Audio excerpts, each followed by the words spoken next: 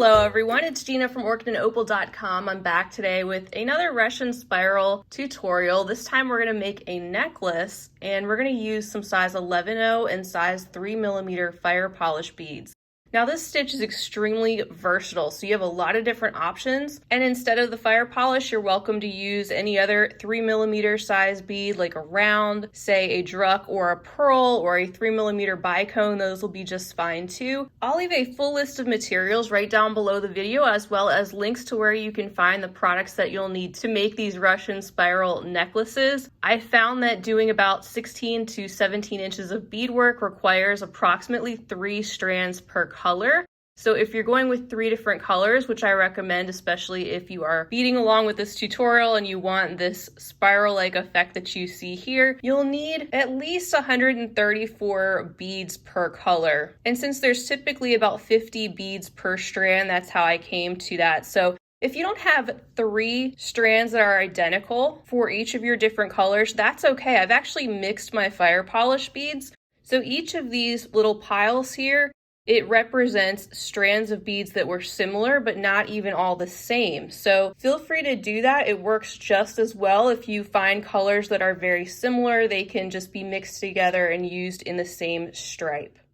One thing you'll notice about these examples is that the seed bead stripes are very prominent, especially in the white or where you have them contrasting more with the colors of the fire polish beads. So have fun picking out your colors. I really like it when the spirals of seed beads stand out personally, so keep that in mind when you're making your choices. You'll probably end up needing about 14 feet of beading thread to make a full necklace, but feel free to start out with whatever length you're comfortable with, and then you can always add on thread later. And at the end of the video, I'll show you how I like to finish off these Russian spiral necklaces, adding a wire guard to either end, which then can attach to the jump rings and the clasp. So I'll give you a tip on how I like to finish off the ends, but this is a very repetitive stitch. So once you get the basics down, it's just a matter of repeating until you have your full length. I have a size 11 beading needle I'll be using, but you can definitely use even a size 10 since you won't have any trouble going through the 11.0s and the 3mm fire polish. Once you get the basics down, feel free to have fun with all different shapes. You can even check out the video I did a few months ago for a Russian spiral bracelet using bugle beads. So check that out if you want to see another twist on this design, no pun intended. But I'm going to go ahead and get my workspace set up. You can get your fire polish and your seed beads out in front of you, and we will get started with this Russian spiral.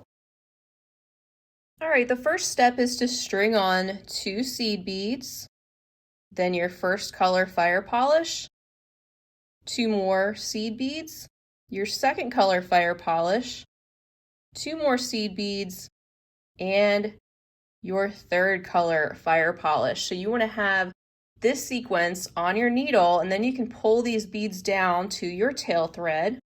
And I would suggest leaving approximately a 10 or so inch tail. That way you don't have to add on thread to finish off this side of the necklace when you're ready to get to it. So just leave yourself a nice long tail. You can put a needle back on later, and that way it'll be one less thing to worry about. So now what you'll do is you'll take your needle and you're going to go back through all of those beads once again. And this is going to begin to shape these beads into a loop. So go through all of those and pull your thread, but also continue going through the next 2 seed beads, the next fire polish, and also go through the next seed bead. Once you have this initial ring in place and your needle is coming out of a seed bead that follows directly after one of the fire polish, you're ready to continue on and make your next row. They're going to start to stack on top of each other. So as you go, you'll begin to train these beads to start stacking as opposed to hanging out around the sides. And to know which color to pick up next as far as the fire polish goes, it's going to be the color that you see coming up next on your loop. So our next sequence of beads is going to be one of the turquoise color, followed by 2 seed beads.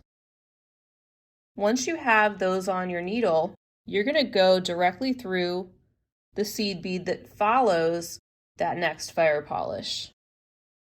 and pull. You can see that the beads want to start to sit next to each other, and that's where I'm talking about. We'll just start to train them to stack up, but right now we'll just continue on. So the next bead that we need to pick up is going to be this darker blue, and then 2 seed beads once again. And just like you did before, you're going to go through the seed bead that follows that next fire polish. Next, we're going to be picking up one of this light seafoam color, followed by 2 11-ohs. And then this time we need to step up, since this is the third fire polish of this ring. And to do that, we'll continue on through the next 11-oh seed bead after that fire polish that we get to, like we normally would. But we'll also go through that turquoise fire polish that we had put on that second row, as well as 1 seed bead following that fire polish. And you'll have something like this initially, but once you start pulling this and training these beads to kind of stack on top of each other, it'll start to make a little bit more sense. But this is kind of what you're going to see so far. So you're coming out of the 11-oh that follows that next color of fire polish. And just like we did before, to know what color to pick up next, it's going to be the fire polish that we'd next arrive to in our spiral. So with my needle coming out right here, I see that the next color I want to pick up is the dark blue. And then, of course, our 2 seed beads. And then we'll just go through the 11-oh that follows the next dark blue fire polish and pull. And then we need to pick up the next color, which is the sea foam right there. And of course, 2 11-ohs. And we'll go through the 11-oh that follows that next fire polish. And pull. And it's starting to come together just a little bit more now. And then to finish off that third row, of course, we see that we've got that turquoise color that we need to pick up. Pick that up, and then 2 seed beads. Now we need to do our step up. So we're going to go through that 11-oh like we normally would, but also continue through the fire polish and the next 11-oh. And pull. And you can see these are already starting to form that little spiral shape. So this step actually gets repeated the entire length of the necklace or bracelet. You can make a bangle if you want to, or just make a shorter length and add a clasp. But we're going to keep going until we have enough length for a necklace. Mine will be about 16 inches long, but I'll also be adding the wire guards, the jump rings, the clasp, and an extender chain, so it has the ability to get even longer depending on who will end up wearing it. Let's do a few more though, just so we make sure that you get the hang of this stitch. As you can see, my thread is coming out of this 11-oh, so the next color that we have coming up is the seafoam. And then we'll pick up our 2 11-oh seed beads and go right through the 11-oh that follows that seafoam. Then we need to pick up a turquoise, so we'll do that, picking up turquoise and 2 11-ohs and going through the 11-oh that follows the turquoise. And pull, and then give it a little turn. And now we're at the point where we need to do a step up. You can see how there is a larger gap here where it kind of sinks down where that blue bead is. So that's kind of a hint too that you need to then step up and begin a new row. If maybe you've forgotten which bead you're on, that can be a visual clue to help you out with that. So next you want to pick up your next color, which is the dark blue in this situation, and then 2 11-ohs and a step up, go through that 11-oh following the dark blue, the next fire polish, and the next 11-oh, and pull. And that brings us up to the next level. Again, pull this nice and tight, get these beads in that mode where they're stacking on top of each other. You should start to see that very nice spiral coming together. All right, so moving on, let's pick up a turquoise and 2 seed beads. We'll go through the seed bead following the turquoise, give it a little turn, pick up a blue and 2 seed beads, go through the bead that's after the blue one,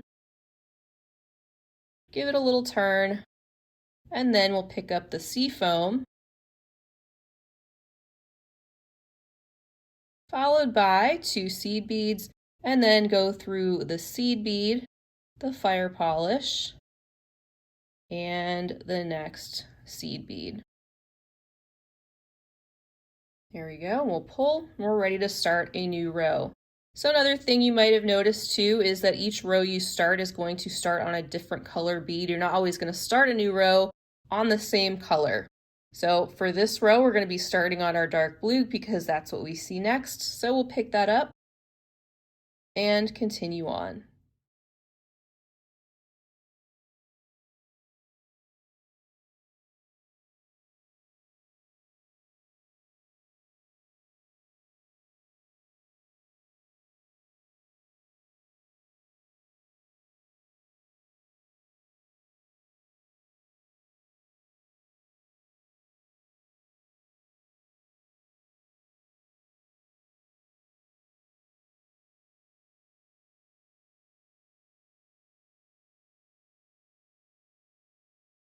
All right, so continue on just like that for as long as you'd like your beadwork, whether you're making a necklace or a bracelet, however long you'd like that to be.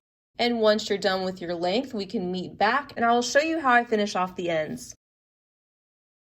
And welcome back, everyone. I hope you had fun spiraling your heart out. And once you are ready to finish up the ends, we're going to do just like I did in this example piece here. And you can see that I've added a wire guard. I kind of tapered the ends with the seed beads just a little bit and secured that wire guard there so that it's ready for a jump ring and a clasp. Now there's so many different ways that you can end a Russian spiral. This is certainly just one example. And if you don't want to use a wire guard or don't have one, you can absolutely use a loop of seed beads instead that you would create, kind of mimicking that shape and size of the wire guard that you see here. And you would just want to weave around that and reinforce it several times to make sure it's very strong because that is where the necklace will have most of its strain. So going back to the example, I have this end, and this is where I had actually started. So this is really the beginning of the piece, but both ends are going to be done the same way. And first what I want to do is I want to be coming out of a seed bead that follows a fire polish. So I'm just going to go through this one, do that if you need to. And then I'm going to start by filling in each of the 3 sides with 2 seed beads. So pick up 2.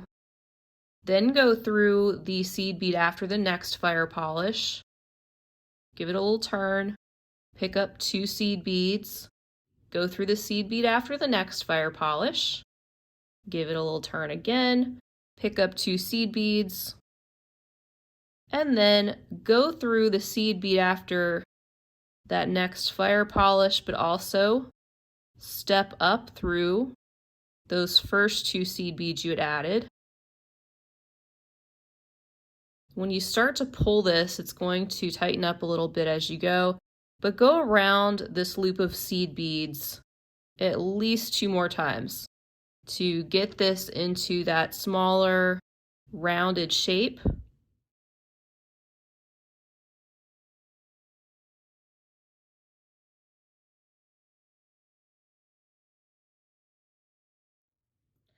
All right, so that adds some good tension to this end, also brings those seed beads together more into a smaller loop, which then is where I like to add in peyote style 4 seed beads on top of this little ring. So I know we have 9 beads in this ring, so it's not exactly going to be even, but you're not even going to be able to really notice. So what I like to do is just pick up 1 seed bead this time, and then skipping over that next seed bead that you get to, go through the next seed bead. It's going to cause that one to stick up a little bit. We're going to use that to our advantage when we add the wire guard. Pick up another 11-0, skip over the next seed bead, and then go through the next one. Now you have 2 that are poking up. pick up another seed bead, and skip over the next one and go through the next. And finally, pick up another seed bead, skip over the next one and go through, this time, the next two. So now you can see that you have 4 seed beads that are sticking up there at the top. And what you want to do is step up through that one that you get to first that is sticking up. And now just go through all 4 of those seed beads. So I'm just going around through those 4 that are sticking up. I'm going to go around these at least 3 times. You can see how they start to get brought together the more that you go around them. And tighten those up. And that just tapers that spiral to close up that hole. And gives us a foundation for our wire guard, or again, if you're using a loop of seed beads to finish off the side. So we're left with this little ring of 4 seed beads right there at the end, coming out of this seed bead right here. And I'm just going to go ahead and string on my wire guard, bring that down. Then I'll go through the other side of it. So I'm coming out from the right-hand side of the seed bead here at the top. And I'm going to go through the left of that seed bead that is at the bottom to begin to attach this, just like that. Now I'm coming out of that seed bead there. I'm going to go back up through the wire guard. We're just tacking this down. Let's go down the other side of the wire guard. This time let's go through the other side. There we go. I can go back up here again and do one more loop around. I'll really reinforce it. And once you're done with that, you can just tie and knot off your thread like you normally would, so you can make a half hitch knot at a place where it won't be too visible, like that. Tighten everything down, go through another bead, make another half hitch knot. Just following your thread path, you'll go through maybe another couple beads. I'll just go down a few on this stripe, bringing those all together, and give it one more little knot down there. And just position my thread through a couple more before trimming that off. Just like that. And there you have it. You have 2 ends that are finished off nicely with wire guards. They are ready to go, so you can pop on some jump rings and a clasp and even an extender to make this necklace adjustable. And there's the necklace all said and done. So have fun with your colors and this very repetitive but eye-catching stitch. And don't forget, you can substitute all different sorts of beads in the same manner to get a really interesting spiral design just like this. I'll have the full materials list and links right down below the video if you'd like to refer to those. And if you enjoyed this tutorial, I hope you'll give it a big thumbs up. I'd greatly appreciate it. And I'd love to have you as a subscriber, so go ahead and hit that button too, and that way you'll be notified when I'm posting more beading content. Feel free to leave me a comment down below. Let me know if you've tried the stitch before. It's a classic. Let us know if you've tried any other types of beads or anything else you'd like to say. A big thank you to you all for joining me today for this tutorial. I'll be back again real soon, and until next time, I hope you have a wonderful rest of your day, and as always, happy beading.